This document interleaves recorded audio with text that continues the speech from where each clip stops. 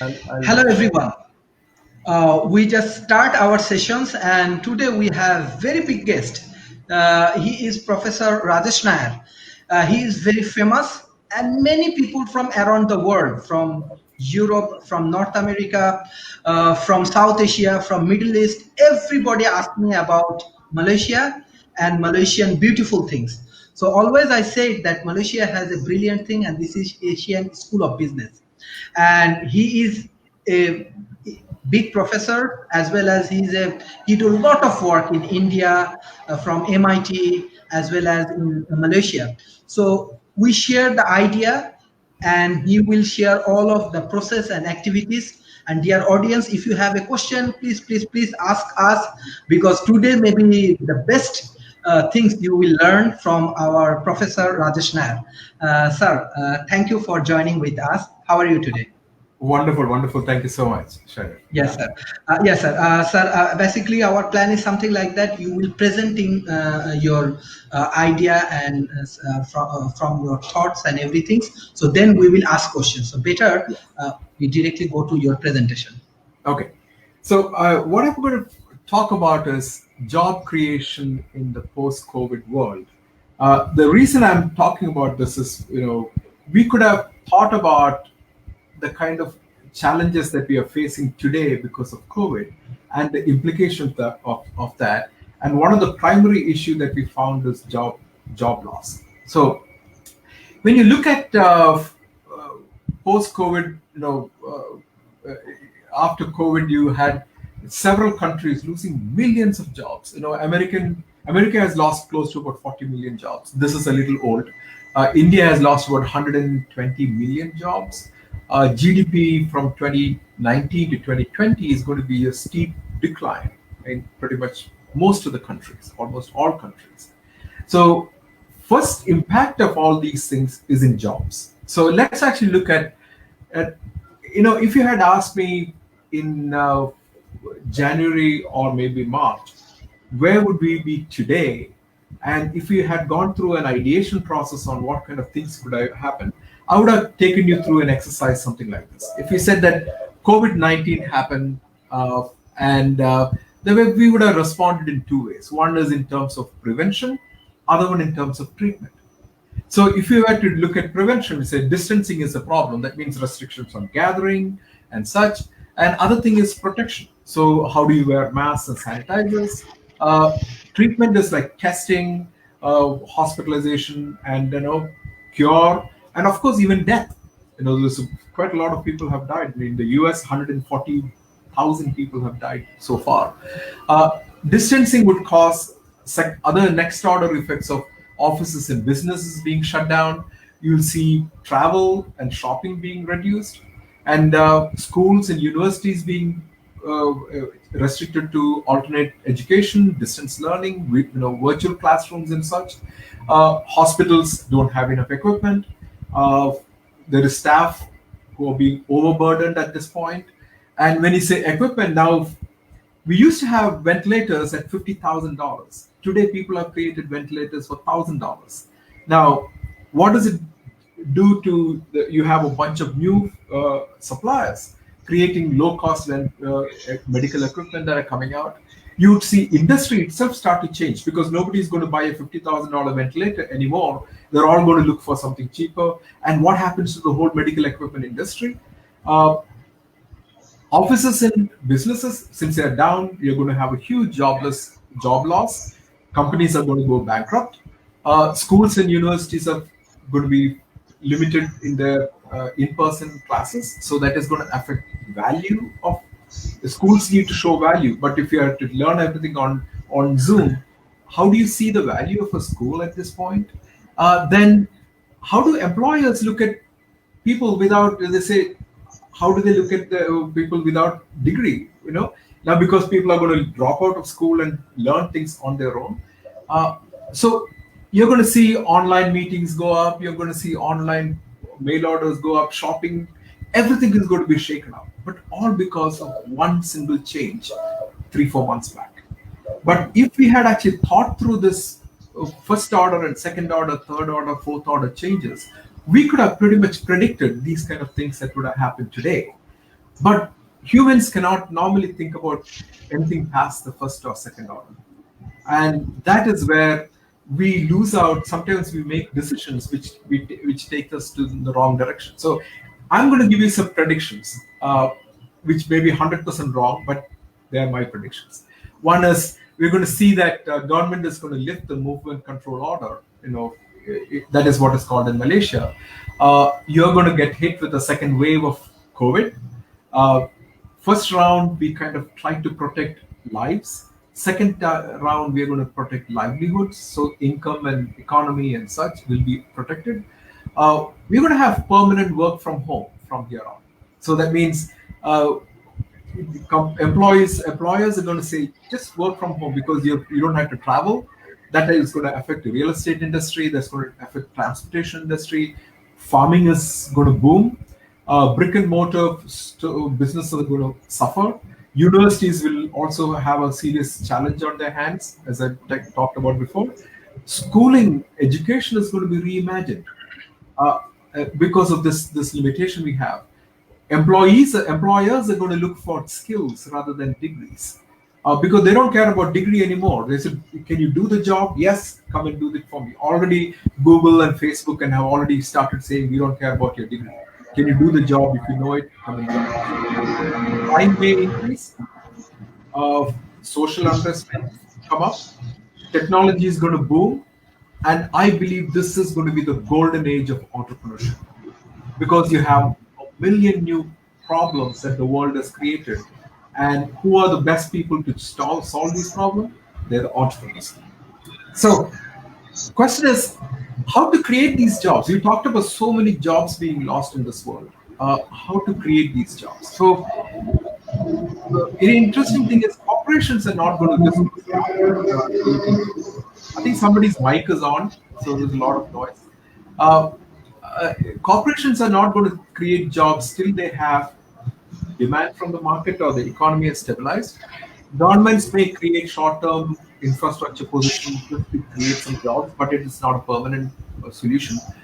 But really, when you study, this is a study from Cochrane Foundation.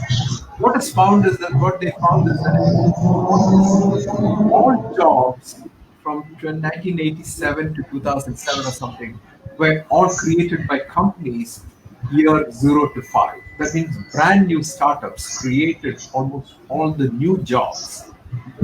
So what it says is that existing companies are actually net job losers. So for every job they create, they may actually cut down 2 or 3 jobs. Entrepreneurs create high value jobs. They create Startups are very cheap compared to bringing in a factory to your city or a large company to your city. Startups start with very little money, so your cost per job is also very less. So basically, the first answer is that entrepreneurs create jobs. You have somebody's mic on. Yes. So I can hear all the noises from the car noise. Okay. So next question is, can entrepreneurs be made? If entrepreneurs are going to be the solution for job creation in this world, question is, can you create one? And here is the thing. Today, when you talk about entrepreneurship programs, we are primarily looking at, if you look at any entrepreneurship programs in most of the world, what they do is they kind of pick a few people who say they want to start companies, and they train them to start their first company. They fund them, they train them to start first company. What we're leaving behind is the millions of others who have the same ability but don't have the resources, or maybe they have not been, they don't haven't realized that they can do something. Okay. So my exercise now, my goal now is to reach these people who have never thought they could be entrepreneurs. So when I was doing my thesis at MIT, my thesis was about, can you create entrepreneurs from rural places where students have never thought about becoming entrepreneurs. So when I did the study, I found that in the university you have students and some of them aspire to become entrepreneurs. Some of them become student entrepreneurs, and some of them become very experienced entrepreneurs. And in India, this was about 5 years back when I was doing the research. The conversion rate is about 5,000 to 1. So if you look at a university, and if you look at the last 10 years, look at all the people who have graduated from the university, and look at how many people became entrepreneurs while they were students, and the ratio that you would see is around here. Okay, and I would say anywhere more than 1,000 to 1. That is your ratio that you normally would see. So that means we are not even tapping into the current potential of the entrepreneurs that is already out there. And if you look at these as a flow, student become aspiring entrepreneurs, student entrepreneurs, and those are the taps. Okay, and within a university framework, an ecosystem start to open these taps. When you have entrepreneurs, you have investors, and the investors start to open the taps more, and entrepreneurs add to the ecosystem to open the tap. Sometimes you have university programs which will build the ecosystem to open the taps. Government sometimes step in and they fund and create these programs that will help all these things. So basically, all these things primarily help an aspiring entrepreneurs to become experienced entrepreneurs. But the absolute uh, leverage point that we are missing out is how do you create take an average entrepreneur, average student, and how do you put an idea in her head that she could become an aspiring entrepreneur. So my work primarily is in the pre-entrepreneurship stage. So that means pre-entrepreneur is someone who has the skill set and the mindset to become an entrepreneur and the confidence and aspiration to take the first step, but they haven't taken the first step yet. So if you can actually take average common student from any community and bring them to a pre-entrepreneurship stage, then the current existing programs can take them from there on. So I was born and brought up in a small village in India. I wanted to become a electrical. I wanted to design electronic gadgets. I studied engineering. I studied product design. Studied manufacturing engineering in UMass Amherst, and I studied at MIT on business and engineering. What I found is that I believe for my thesis, I found that my experiment was to study what actually changed me, and can you take this and test it out on students. And if you can test it out on students and if you can see the same kind of change in them, that means you can scale. So this is exactly what I did. I found that I created a four-stage process. First, I called zero, that means uninitiated. And the second thing is a maker. Maker is someone who's creative, who's full of curiosity, who can build a curiosity, who have the confidence and self-learning abilities to step into anything and figure things out on their own. So for that, we created these programs called Zero to Maker programs. And this is it's a 2-day program. And what you see here is a bunch of school kids just finished their high school. In 2 days, they learned how to design, how to do CAD, how to create electronics, how to code them, and create tiny little products in 2 days. Okay, they have never been exposed to any of these things, and then they have to come back and demonstrate what they have created by second day. And this kid is showing a baby cradle that his team made. That means when you put the baby in the cradle, it starts to rock the cradle and such. So interesting things like that. This is again, it's called a useless box. When you turn it on, it will turn itself off. So what really happens is that these kids had to design it. Every single thing that you see here was designed and made in the 2 days. Okay, it can get angry, it can play with you, and it's all in the code, And these kids who had never done any of these things before were doing all these things. So then we thought, okay, what if I tried it on school kids? So this is in Ho Chi Minh City where we studied these 6th to 11th grade kids. They created a robot that hits a ball and the goalpost that scores goals. And what we found is that these little kids could do just as good as anyone else. These are the kids who actually did that. Okay, and believe me, they don't have So I take them through this concept of craft and art of making. The craft of making is how do you teach them the basic skills. Art of making is how do you apply it to create new things. And these things can be created. Like these things can be taught. And I use digital fabrication as a primary way to learn craft. So the next stage is that of an innovator. Once you can learn all the how to create, the next thing is how what do you create? How do you find a problem? How do you identify a problem? How do you do the critical thinking, problem solving, design something that solves a problem, etc. So you need to become an innovator. And several of my students have gone out. And initially, what became our class project have become companies. This kid created a little thing that senses distance and vibrates so that the blind people could actually sense what is in front of them. And he created a company, sold the hundred thousands of these things. Another, he was a student. Now his interest is in teaching school kids, and now he's actually driving a whole program in India, trying to teach school kids technology. And this is a 13-year-old child. In 2 days, she learned to code Arduino, and this is from a rural school in India. So, idea is that can you teach these things? My answer is absolutely yes. So, the next stage is that of an entrepreneur. Entrepreneur is someone who can solve a problem and monetize them and commercialize them. So, innovator identifies a problem. Maker creates a solution, and entrepreneur makes it into business. He finds a value, creates a value. He starts to figure out a strategy to sell this and take risks and such. So when you think about this process, a maker thinks within a product system. They're all system thinkers. They think in mechanical, electrical, coding, all those things. Uh, an innovator thinks problem system.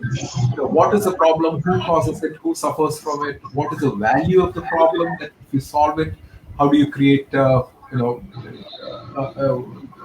a social impact? Entrepreneur thinks within the business system. Who's your customer? How do you reach them? How do you offer value?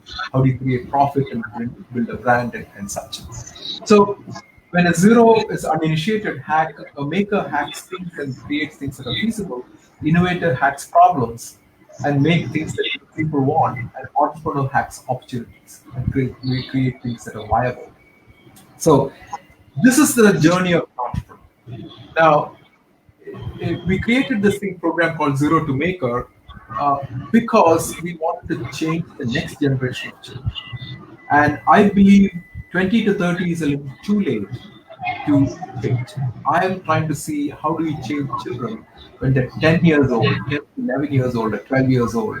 How do you make them realize they can make these kind of changes? I'm talking about rural regions. So most rural regions don't have a maker lab. So we created programs called the Zero Lab, Mini Lab, and Maker Lab.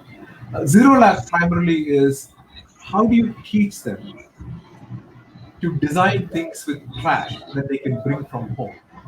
Okay, so this is in India and in Indonesia.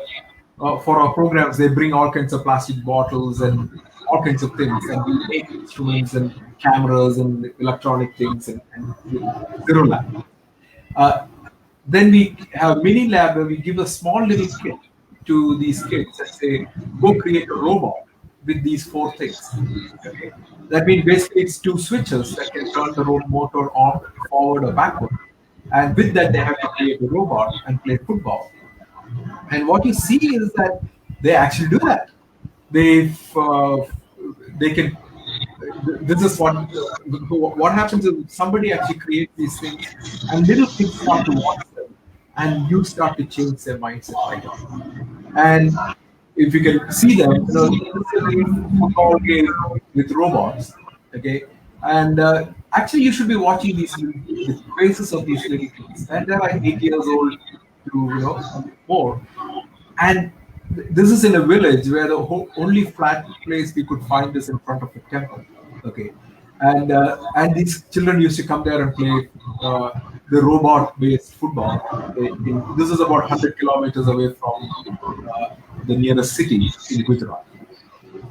So question is, and then they started using this in their school to teach these school, make them design these things with creating obstacle courses, and just to instill all these STEM thinking in their mind. And then these kids started creating more complex robot with pick and place arms and all these kind of things. So what really happens is that okay, this is like they were playing cricket with the same set of things. They could uh, they were you could actually do all kinds of different games and stuff with the simplest little kit of things that we send them. Okay, I'm going a little fast because I want to give enough time for you to ask enough questions. So then we thought, okay, what if we gave these schools a whole maker lab? Maker lab include a 3D printer, hand tools, power tools, tons of Arduinos in maker, motors and displays and sensors, all kinds of things, Bluetooth and just about everything. And so we said, okay, let's design an experiment. We created this, and each of them is a box with the whole maker lab in it. Okay, and we did this experiment. 17 10 schools in Malaysia, on the northern border of Malaysia with Thailand, in Kedah, and 7 schools near the city of Mysore, and all 17 schools are rural government schools. So these are not rich private schools where they had everything. And most of the schools did not have computers. So this is the starting point that we were starting with. So we brought 6 students and 2 teachers from these schools, and we gave them a 2-day intense workshop on how to design with all these things. And we gave them the Maker Lab. They took the Maker Lab back to their school, and they set up their Maker Lab in their school. And we sent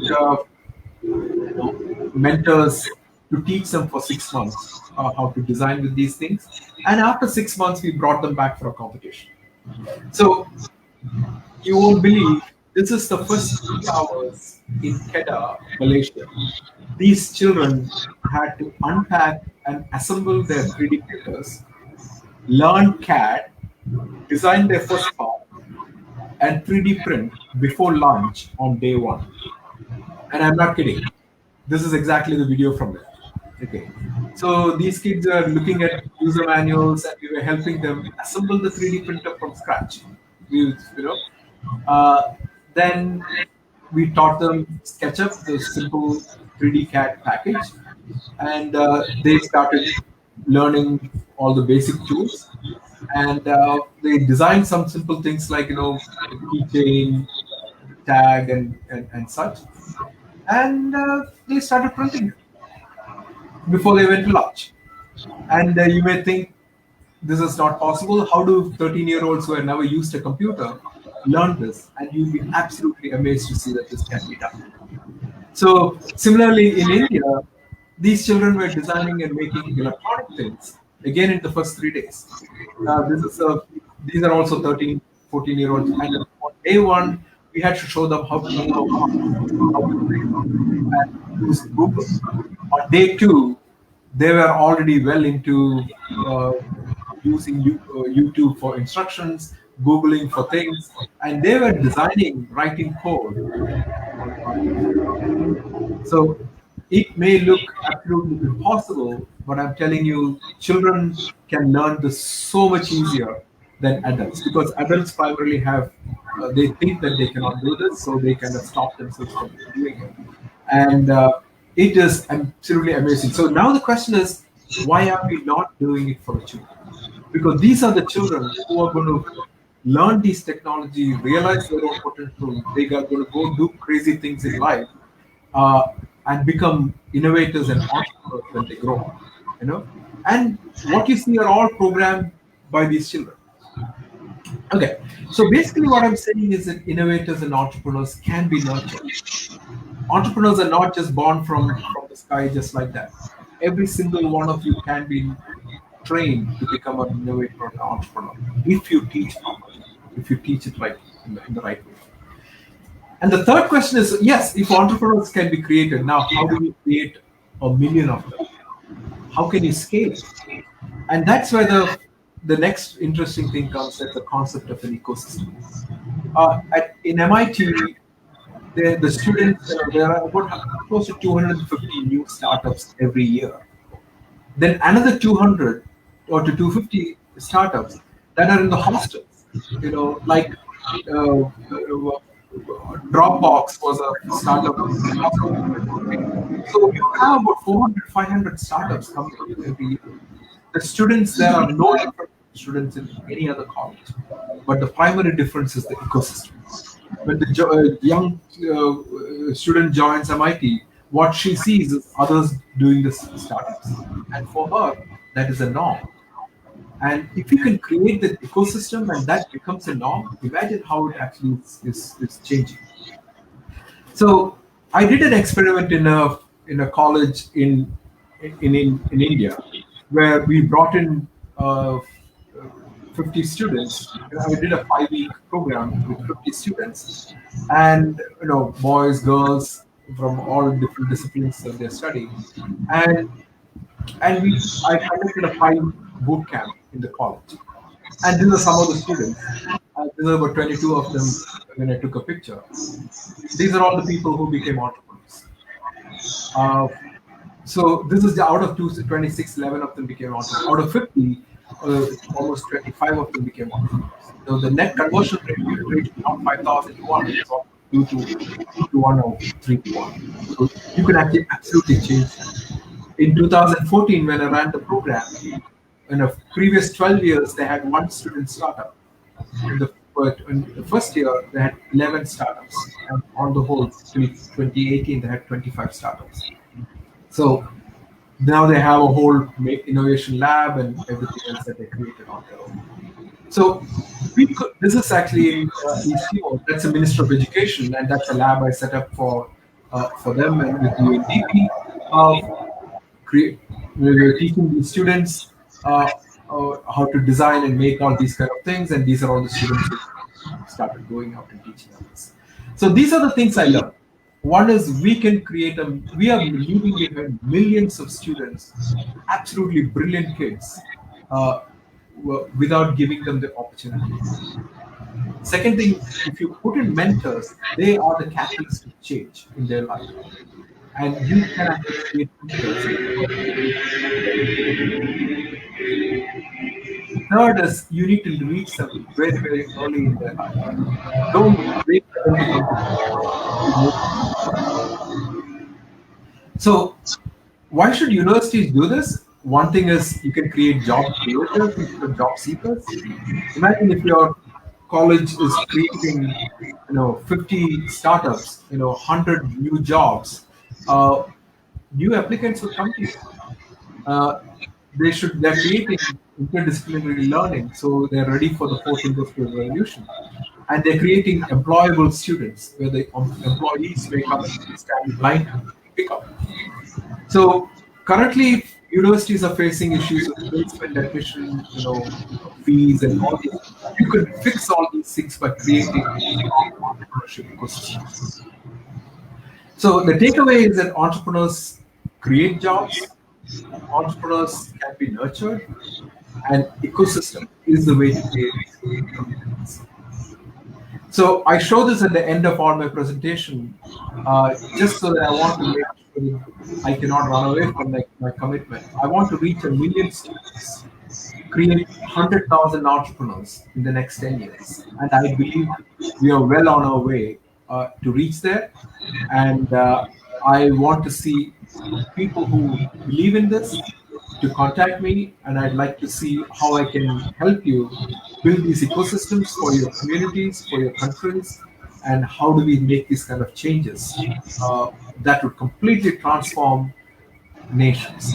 So with that, I will take any questions you have. Sharif, all yours. Yes. Yeah. As I promised, I think I finished it just about in time. Yeah. Sir, can you hear me? Yes, I can hear you. Yes, sir. Basically, it's actually very good idea that you are promoting and you are working on that. And specifically, let's say I'm from Bangladesh. We know that many countries in South Asia, even you are working with India, even in Africa and Asia Pacific, they are actually struggling a lot, especially this COVID period. A lot of people actually lose their jobs, and most importantly, government also taking initiative creating entrepreneurs. Yes. But many of the startup and this initiative is not successful. So my question is that, sir, how like we can increase the success rate? Let's say how we can. We see that you have a very professional and scientific method. So can you analyze some way that this startup can be more Yes. successful? So most entrepreneurship building programs today are the top-down programs. They have funding, they have buildings, they have policies, they have programs. But imagine if you are a student studying in a school, you can create the I'll just stop sharing the screen. You can create the most interesting programs from top down, but they do not change your mind. A student is still figuring out, how do I get through my exams, how do I pass my exams, how do I get a degree. Okay. So you have the top down in building all the infrastructure, but there is no bottom up feeding it, and that is why most of the top down programs fail. So Harvard professor Josh Lerner wrote a book called Boulevard of Broken Dreams, where it talks about how billions and billions of dollars have been invested in these top-down approaches, but they have not delivered results, okay, anywhere. And the primary reason is that that doesn't change the mindset. There's nobody to pick up all these options. You may see few people, that is good, but instead of having, imagine if you had 10 times the number of entrepreneurs in your community, in your college. That is going to change. That is going to have an exponential change, because these entrepreneurs are going to do things that attract other potential entrepreneurs, and they're going to join, and it is going to have an exponential growth, and they're going to create the ecosystem that's going to attract more and more people. So this is the way you do a snowball. Small snow will start to roll down and become bigger and bigger, and that is how you actually do an avalanche of entrepreneurship in countries. So top down is necessary, but it's not sufficient. You need to have bottom up, and bottom up will ordinary or almost start to create the movement, and top down can actually support it. Yes, sir. Already there are audience response. Azizur Rahman, he said, excellent idea. Thanks, sir, for sharing your ideas. Sir, I just want to go that one specific one. We were talking about ecosystem. So how a country, developing country, they can build a proper ecosystem. Yes, government investing a lot, or they are trying to bring many people, but we have a lack of resources like mentor like you, mentor from MIT. It's not very available. So how we can build better ecosystem? So the ecosystem is the force multiplier, and ecosystem is cheap to make, very cheap. Okay, because ecosystem requires three things: a community, bit of resources, and a space to meet. Okay, even in rural villages, you can create ecosystems. So right now, my experience, in these government schools where they had no computers, there's no internet connection, nothing. Now they have ecosystems. All he did was bring a few students, teach them how to design all these things, and train them and put them out there. And they started creating things, and they became the cool kids in the school, making all kinds of high tech stuff. And the other schools, other students wanted to come and learn. And imagine seventh grade students teaching 11th grade students, because they are coming and teach me how to do CAD and teach me how to do coding. And these big kids are like the rock stars of the school. Okay, and that attracts, and that slowly start to build the ecosystem. Ecosystem does not cost money, nowhere close to the kind of top down program, because the top down program primarily is that there is a lack of vision. They don't fully see the system. They see, it's like, I have bought the best car, but I don't know where to get petrol. Okay, so this is the problem. You need to have the bottom up to come with it, And I think without the same amount of money that every country is trying to invest in top-down approaches, with a fraction of it, you can create a 10 times more impactful ecosystem, small ecosystems in villages, towns, apartment complexes, schools, where right now I'm trying to work in uh, underprivileged communities, underserved communities. You see what is happening in the US. There is a lot of communities who are not getting these kind of exposure. So, how do we go into communities where people are being, uh, you ignored?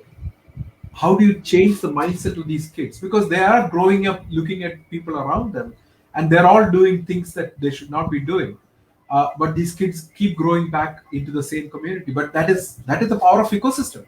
Question is, how do you change that ecosystem, where how do you give better role models, better mentors, so that these kids can start to aim higher, start to do very different things. They become the role models and mentors for the next generation of kids, and how to start this change these communities from within. So, I'm working in countries like Indonesia, Sudan, India, US. I'm working in how do we get into inner city communities and start to change these communities from the bottom up.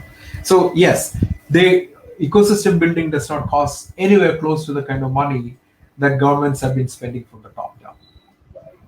Yes. Sir, another thing, like as you are working with many startup entrepreneurs and you have a very big visions, and most important thing is that in COVID-19 period, especially developing nations, let's say a country like even India, Pakistan, Bangladesh, Yeah. okay, they are suffering a lot with their healthcare system. So, sir, in that situation, do you plan to do something with the healthcare systems or any startup or any specific things you are working or any Yeah. solution?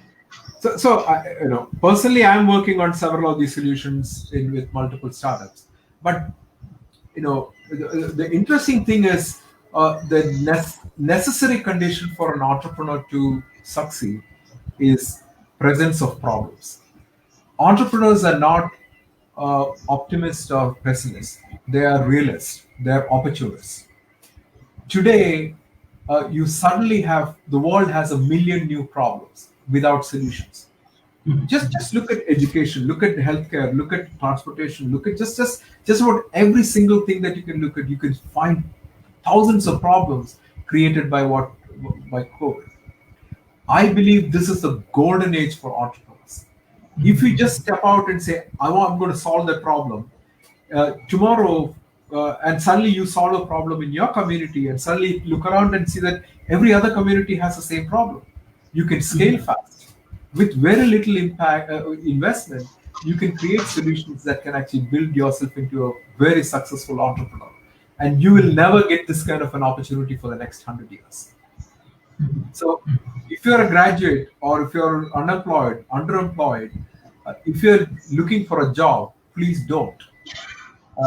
First thing is there aren't enough jobs out there. Second thing is you are walking away from such huge opportunities that the world has presented to you. If you're scared, uh, I can also guarantee you that you're going to make a lot of mistakes. That no child has ever grown up, just got up and started walking. The child has fallen several times. You have fallen from bicycles while learning to do that.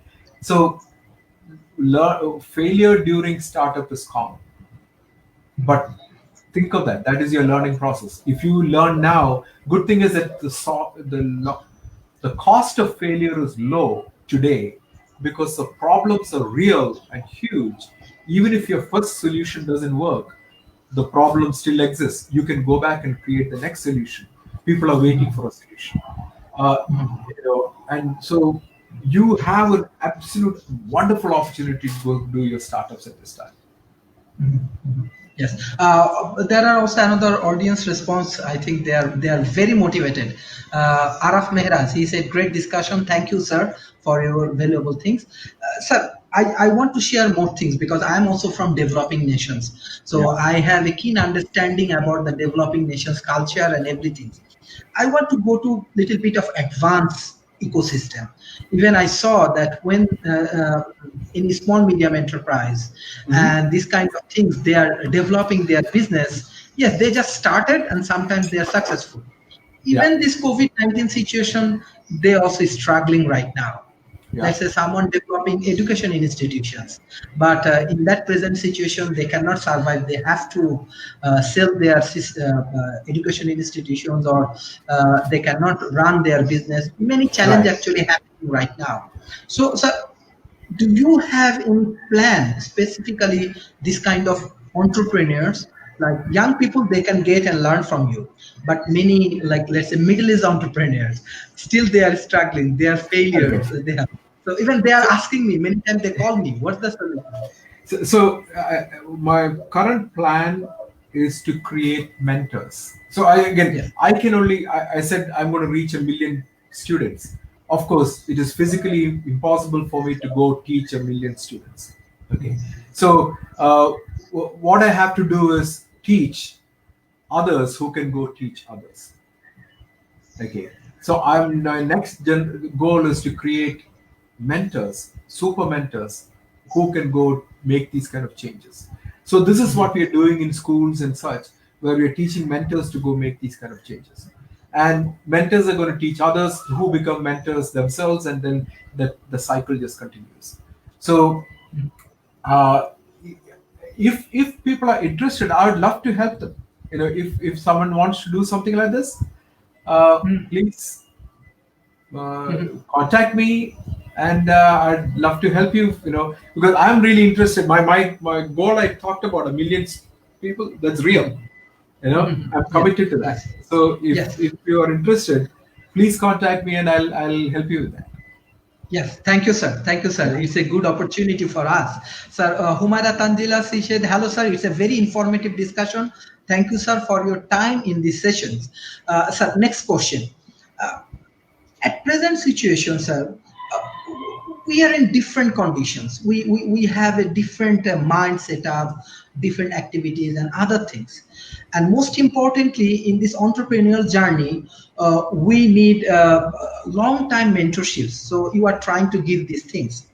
On the other hands, economy has, like system has some sort of error, different developing economy, and they are trying to give, let's say, based on their economy, social entrepreneurships and this kind of solutions. Yeah. And your your incubators and your planning and other things, you are working with AI, robotics, this kind of technology. So how we can combine this social entrepreneurships and the tech related things, or do you have any different plan for social entrepreneur? Yeah. So first thing, there is no big difference between a regular entrepreneur and a social entrepreneur, because the physics of business is still the same. Because a social entrepreneur still need to serve somebody, still need to raise funds to survive, still need to make a profit so that they could grow. So that business physics of business is still the same. Now, a social entrepreneur may ask for donations from people, or they may charge people who are being benefited. So my take is that if you are creating value for your customer, they will be willing to pay. It doesn't matter how poor you are. Even the poorest man is willing to pay for soap. Okay, is willing to pay for a phone. So if what you're doing is of as much value for all these people, they will pay for it. Okay, so you don't think of social entrepreneurs as something who just have to only keep giving. Okay, so you should go away from that. Second thing about the technology is primarily a tool. Basically, it's a tool.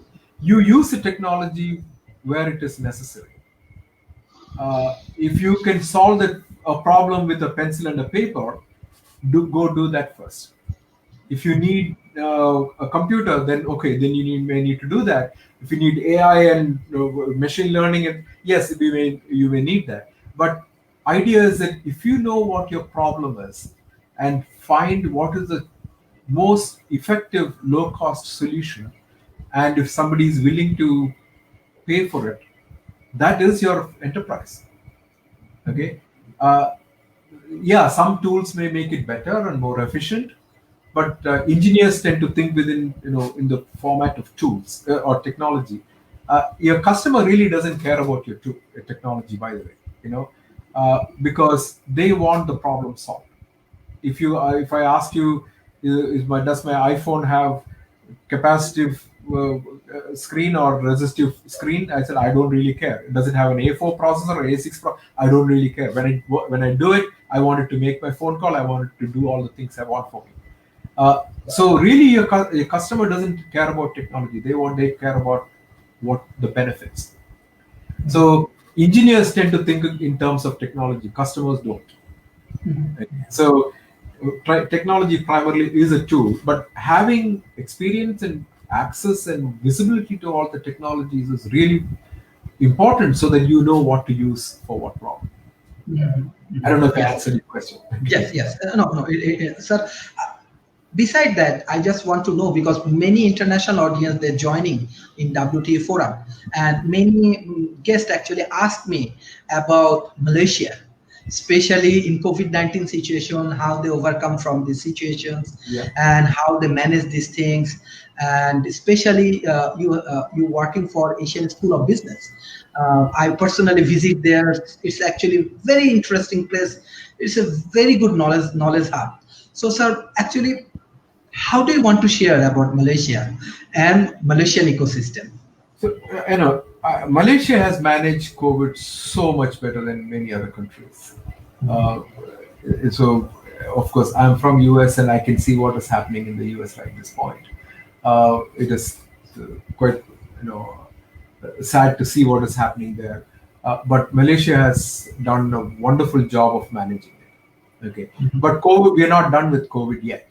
Okay, so this is going to be an ongoing story, and I believe we'll be post COVID will be 2022. Okay, Yes, so yes, this is going to be what we're going to be living with for the next year and a half at least. Okay, yes, sir. so the problems that we see are going to be around for some time, for quite some time.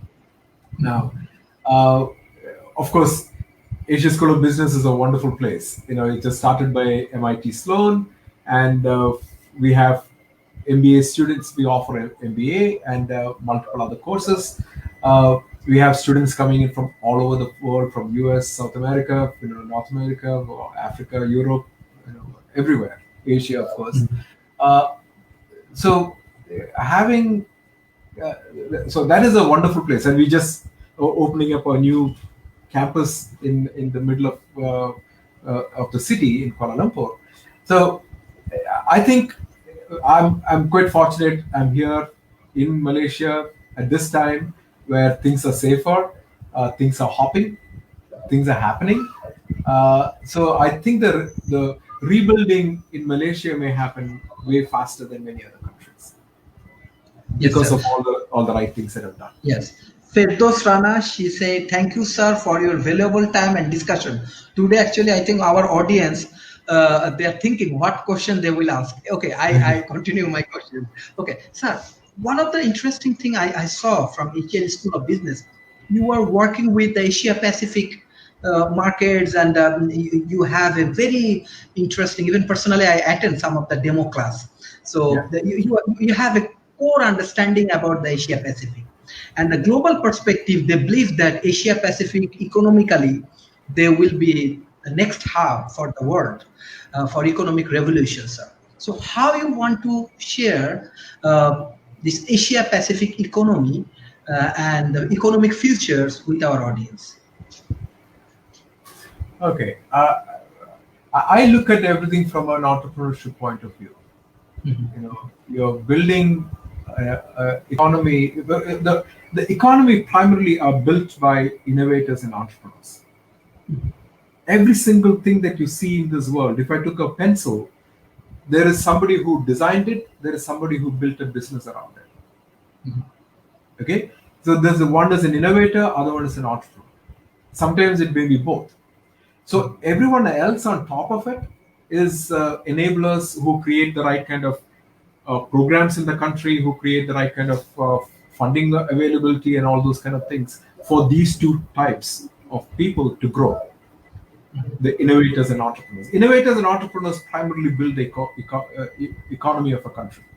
So if you really want to build that, you need to build these two folks. And from top down, they need to build the infrastructure they can actually grow in really well, so that they can go invent new things, solve problems, create wealth, create jobs, all those kind of things. And uh, the I believe in Asia, this is already happening now. There was a lot of time when entrepreneurship was seen as, you know, looked down on. That view has changed. Okay, when I was growing up, if I told my mother that I want to become a businessman, she would have told me that you want to be greedy, you're going to be, that is the image of a businessman, an entrepreneur long back. That has changed all over Asia, and the youth of Asia today is very entrepreneurial. So I believe the future uh, is bright.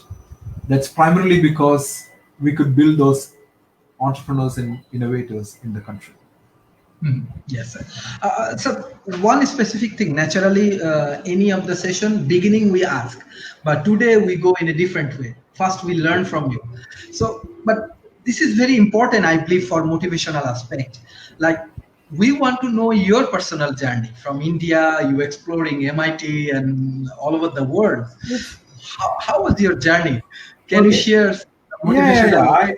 As I said, I was born in a little village in the southern state of Kerala in India, and I had not stepped out of the state till I was well into my after high school or college. So it was my whole world was that little village. So my biggest, when you look back, my biggest change came when I was a kid, I had to take my transistor radio to the repair guy. Father asked me to, I was 11 or 11 years or something like that. And when I took it to him, he, when I walked, I used to think that there are little people living in these radios singing all the time. Okay, because you don't know, as a child, you have no idea how these radios worked. So when he opened up and showed me what was happening inside the radio, I was like, oh my God, this is like a whole new world. And is it really all these little worm looking things can actually play music for me? And I didn't know. So it comes by the air and it actually picks it up and plays it on a speaker. This is like, I was awestruck by this whole concept of a radio. Okay. And in the village, that was the only electronic thing I had in my whole household. Okay. One small transistor radio. And so so I came back and I was like fascinated by this. So I started thinking about how to make the next, how do I do these kind of things. Of course, my father would never let me open my transistor radio again. So I was looking into making crystal radios and all the other kind of things which I read in books and magazines. I would go make all those kind of things. Through high school, I made all kinds of little electronic stuff. Then I wanted to become an electronic product designer, so I started making little amplifiers, tape decks, speakers. Those times it was all analog. Then I studied electronics and communication at Indian Institute of Science in Bangalore, undergrad, and then I studied my master's also there in electronic product design. And after I did that, I realized if you want to become a product designer, you need to know how to manufacture it. So there were only a couple of places in the world that had a master's degree in manufacturing engineering. One was UMass Amherst. So I went there to study my master's in mechanical engineering. Uh, so how do you design products? How do you design products for manufacturing and such? Then after that, I took up a job designing products for a company. But coming from mechanical, electrical, software, all these kind of things together, I had the advantage of of designing a whole product from scratch. At least I could visualize a whole product from scratch. So it was just all accidental. None of this was, I was a total and accidental tourist into the whole world of product design as well as into entrepreneurship.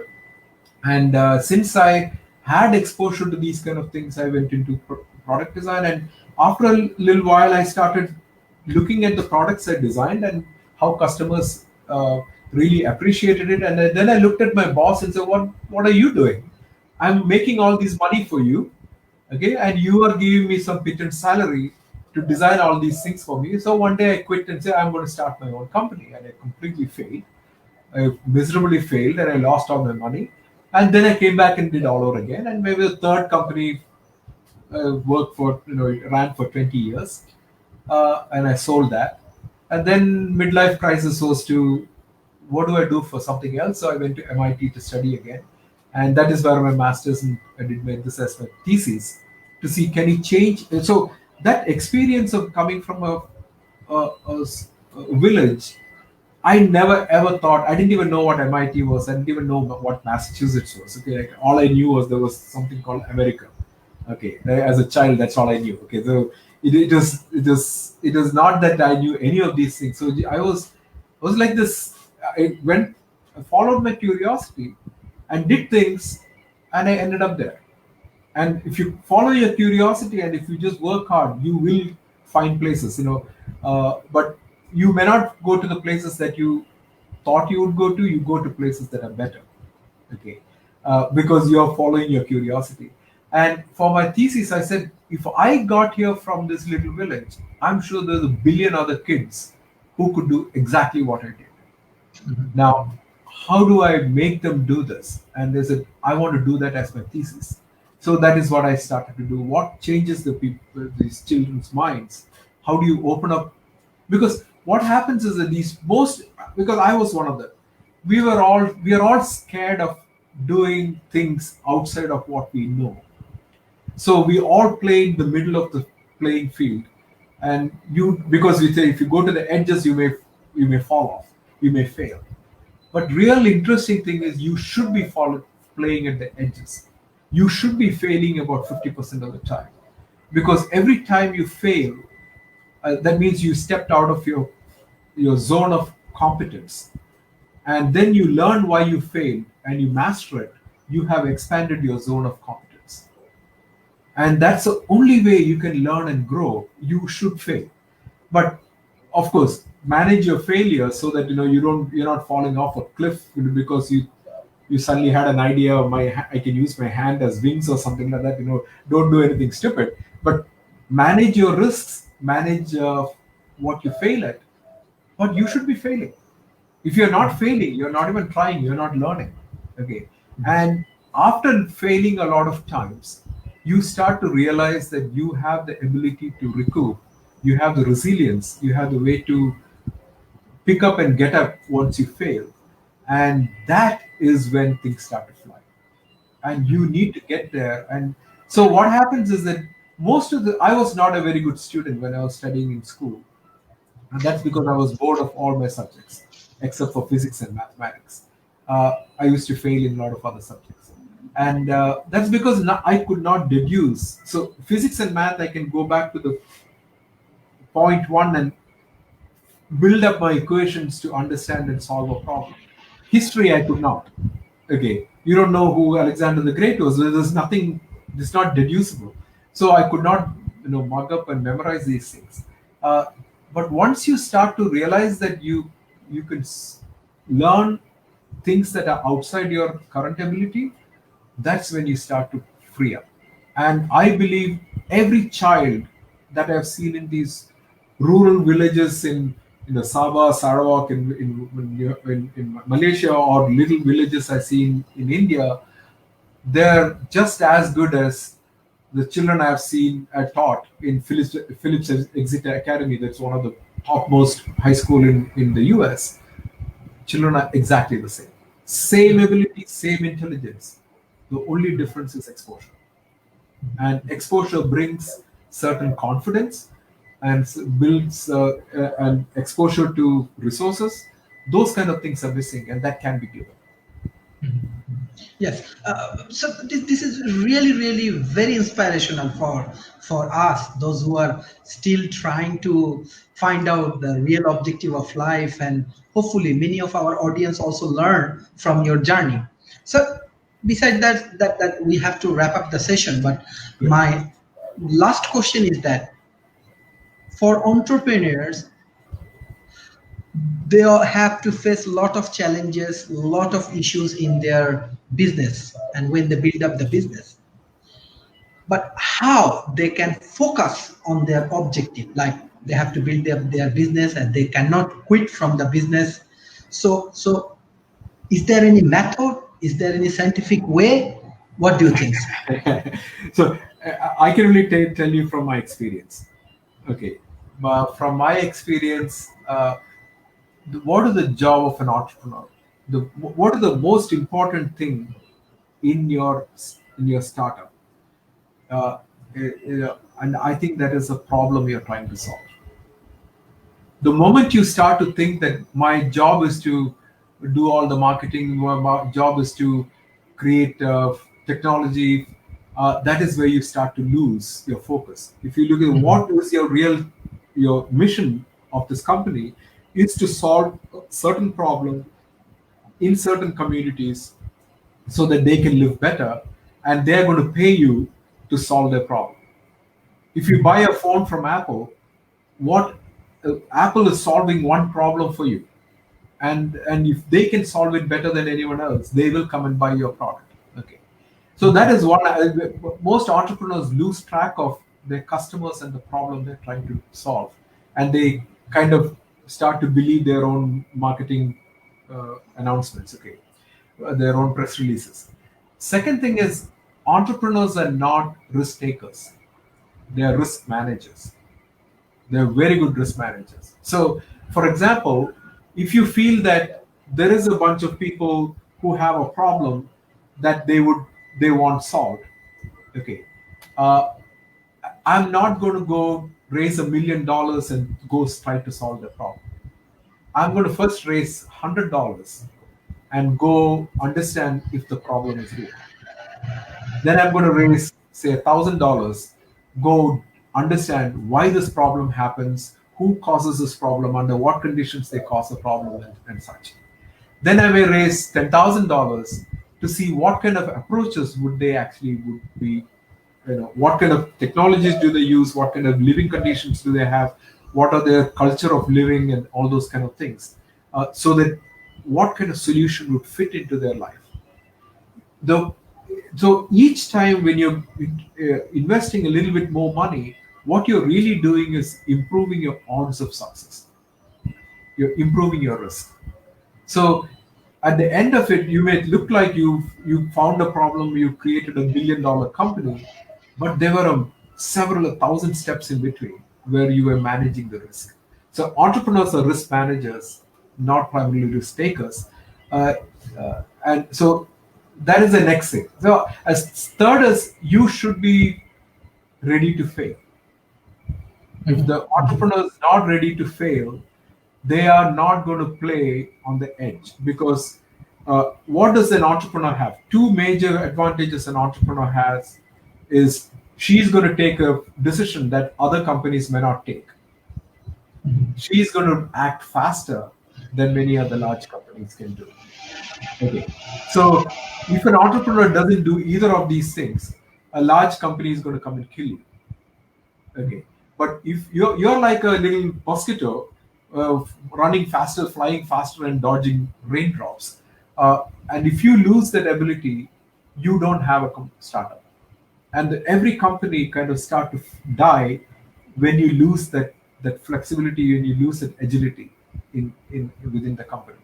And you always have to think about, you should be always worried about survival. You should be, as somebody said, you should be paranoid about your survival. That always keeps your eyes open to see what are the threats that could attack you, what are the opportunities that you haven't seen, and that is how an entrepreneur lives. He's a very, very paranoid person most often. Yeah, sir, thank you. I have my last question, but there is a question from audience. Can I ask you? I know your Sure, time is absolutely. very I am valuable. free. Continue, Okay. please. I'm not doing Okay. anything else. So go ahead. Yeah. Okay, thank you, sir. Sir, he's Azizur Rahman. He said, "Dear sir, we are learning many more things from you. What kind of new job we may expect after COVID-19 job market?" So you are producing entrepreneurs, but anyway, your audience come with the job solutions and these things. So first thing is that we talked about fourth industrial revolution. Okay, the fourth industrial revolution has been forced by COVID. I can tell you why. The challenges that you have created, COVID has created, uh, is real here and now. Second thing is requires solutions faster, and the cost of this pain is so high. There are deaths. There if you can create cures, if you can create better living conditions, just about every single thing that you can think of in this world, uh, has the problems have been made 10 times worse with COVID. Okay, so long back, we were all single disciplined people. So that means if I'm a mechanical engineer, I could only think within the structural and in physical systems.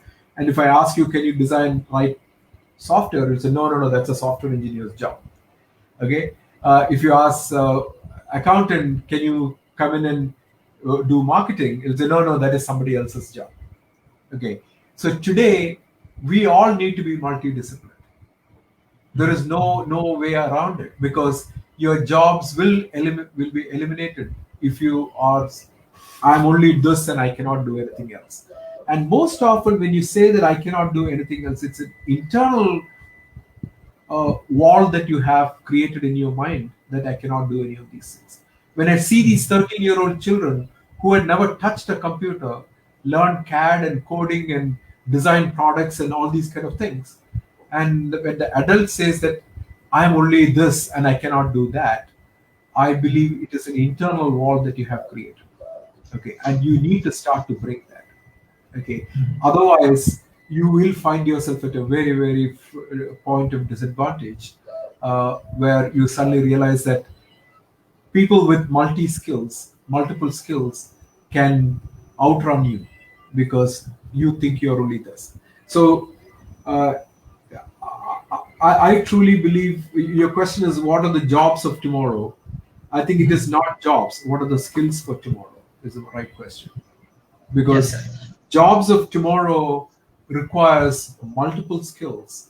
Jobs of tomorrow requires analytical skills, visual skills, design skills, system thinking skills, numbers, technology. Just you don't need to be expert at everything, but you need to be exposed to everything. You need to go read a lot. You need to watch all kinds of YouTube channels to understand what is happening in all the rest of the world. Okay, the old way of thinking, where I found a job, I sat in my at a table, and that is all I'm going to do for my rest of my life, are gone mostly. Okay, we cannot say what the tomorrow's jobs are. You cannot say what the tomorrow's specific skills are either. When I'm talking about skills, I'm not talking about you should learn coding. I'm saying you should learn logic. You should learn spatial thinking. You should learn system thinking. You should learn design thinking. Where you can identify problems, and it's not about learning Python, learning R, or learning SolidWorks or anything like that. It's about learning one level abstracted version of that. Okay, and once you know that, you can pick up any of those things. If you learn to talk, you can write. Okay, if you can learn to communicate, you can write. So it's not that I can only write but I cannot communicate. You already have that. So start to break these mental walls that you have created within you. Yes. So, sir, this is last questions from I think from Mr. Rana. He says, "Thank you, sir, for your nice presentation. Sir, looking for new jobs. So, how we can adapt ourselves with new technology, and how much of a role such government and organization can play about employment?" So This is again, when you talk about employment, it is somewhere in the middle of a continuum.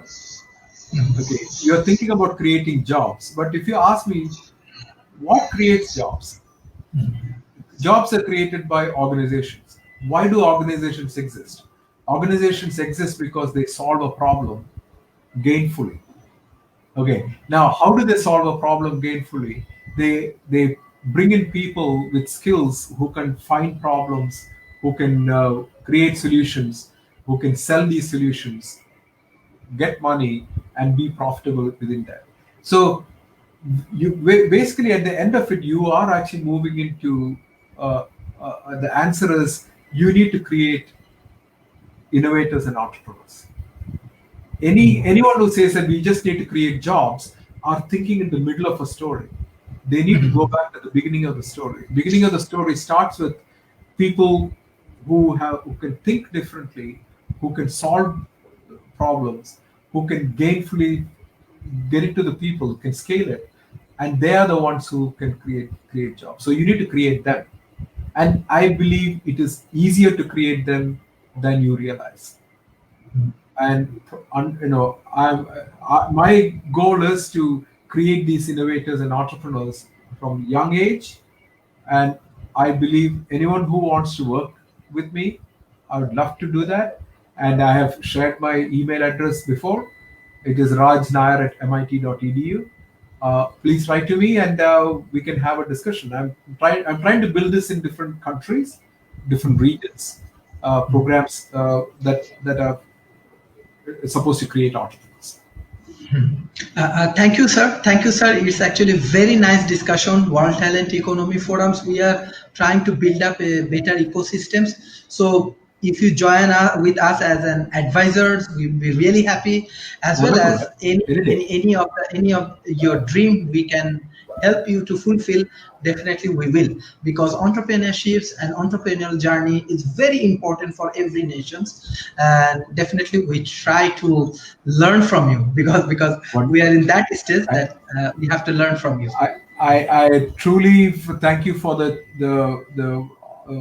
opportunity, and you know, if you have any, I'm also on Facebook, so if you want to send messages, I'll reply back to you. And with that, thank you so much, and hopefully we'll stay in touch. Thank you, sir. Thank you, sir. Thank you. Take care. Yeah. Bye-bye, sir. See you. Bye.